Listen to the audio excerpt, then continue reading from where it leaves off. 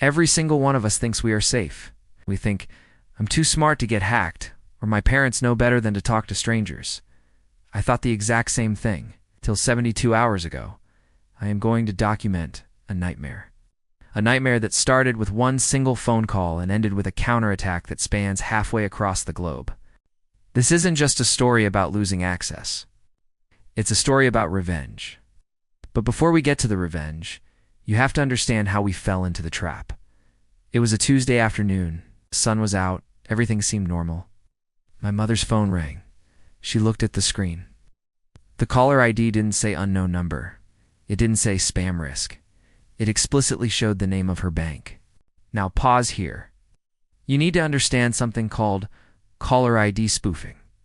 Scammers use software to mask their real numbers. They can make your phone display the FBI, the IRS, or your local bank. My mom saw the bank's name, so her brain immediately switched to trust mode. She answered. The man on the other line was smooth. He didn't have a stereotypical robotic voice. Sounded American. Professional. Urgent. He said, Ma'am, this is the fraud detection department. We are working alongside the FBI. Then he gave his name. Jimmy Anderson. Looking back, it sounds fake as all heck. Generic, made up. But when someone tells you your life savings are about to be stolen, you don't critique their name. You panic. And Jimmy, he knew exactly how to use that panic. He told her that her identity had been compromised, kept her on the line. This is a key tactic. They don't want you to hang up and call the bank back. They want to keep you talking so you can't think. He started asking for verification to stop the hackers. In reality, he was the hacker.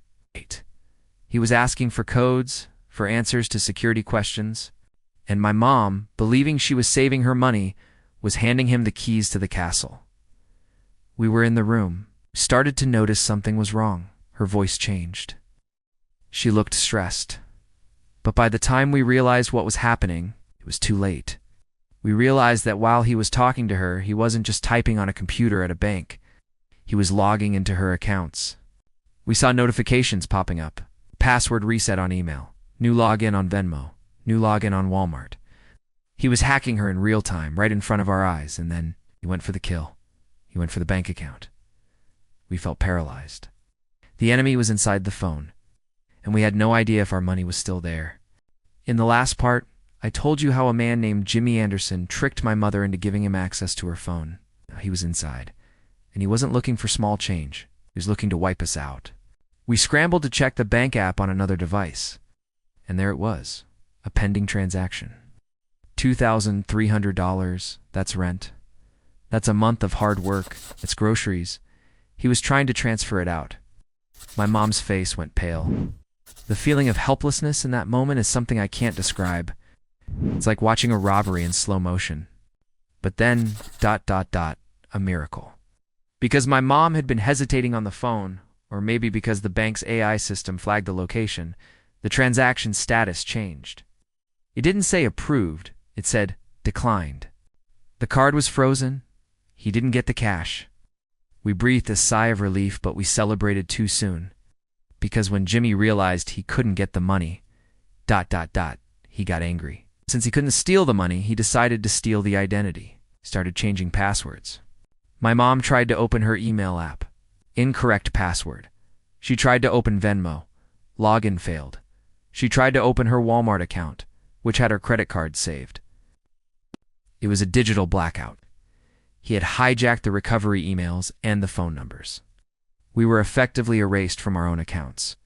We knew we had to secure the money physically. My mom grabbed her keys and drove straight to the bank branch. At the bank, they shut everything down.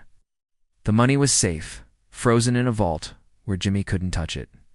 But we walked out of that bank feeling defeated. We went home. We sat at the dining table. My mom held her phone, but it was useless. It was just a piece of glass and metal now. Jimmy owned the software inside it. We had no email, no contacts, no way to reset anything because he controlled the verification methods.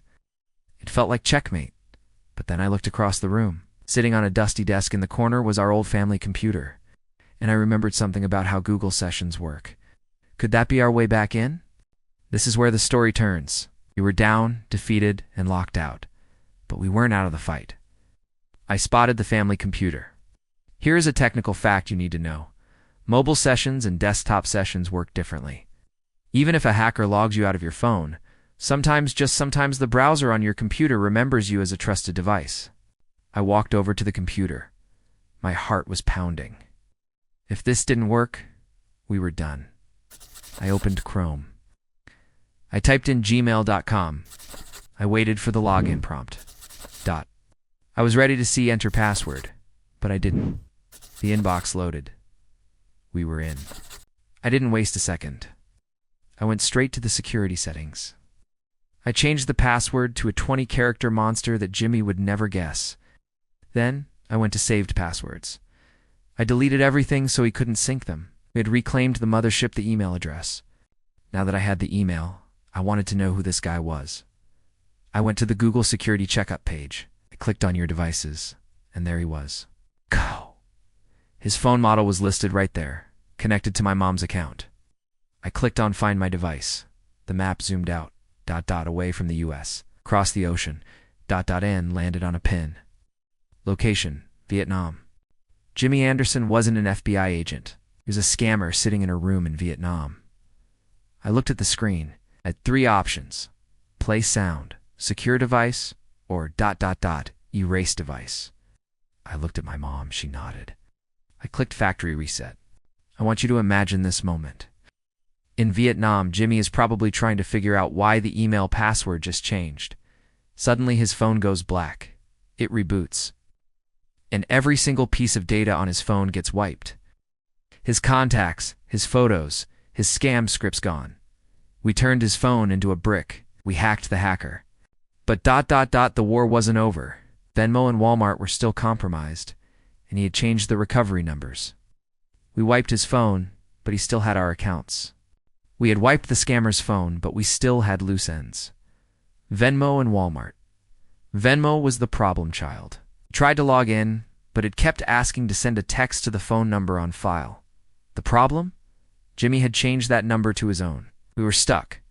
My mom, now acting like a detective, found a tiny link that said, "I don't have access to this phone." It offered an email verification option. Since we had hacked back into the email, we got the code. We changed the password and kicked him out. Then came Walmart. We waited 13 hours. We let the system cool down. I tried the forgot password option again, and guess what? Jimmy had been so busy panicking about his wiped phone that he forgot to secure the Walmart account properly. The code came to my mom's number. We got in. We locked it. It was over. We had everything back. In the end, my mom had to buy a brand new phone. We couldn't trust the old one because of potential malware. But let's look at the scoreboard. Jimmy got $0. We got all our accounts back. And Jimmy lost his entire phone's data. I can just imagine him freaking out when his screen went black. I hope that inconvenience ruined his business for a few days. So, what did we learn? First, never trust caller ID. Second, always keep a computer logged in as a backup. It saved our lives. Third, enable 2-factor authentication via an app, not text. Jimmy Anderson, if you're somehow seeing this. Karma served you well. You tried to victimize a nice lady, but you didn't realize she had backup. We won. Cue the happy dance. Thank you for following this journey. Share this series with your parents, your grandparents, and your friends. Don't let them be the next victim. Stay safe and keep hacking the hackers.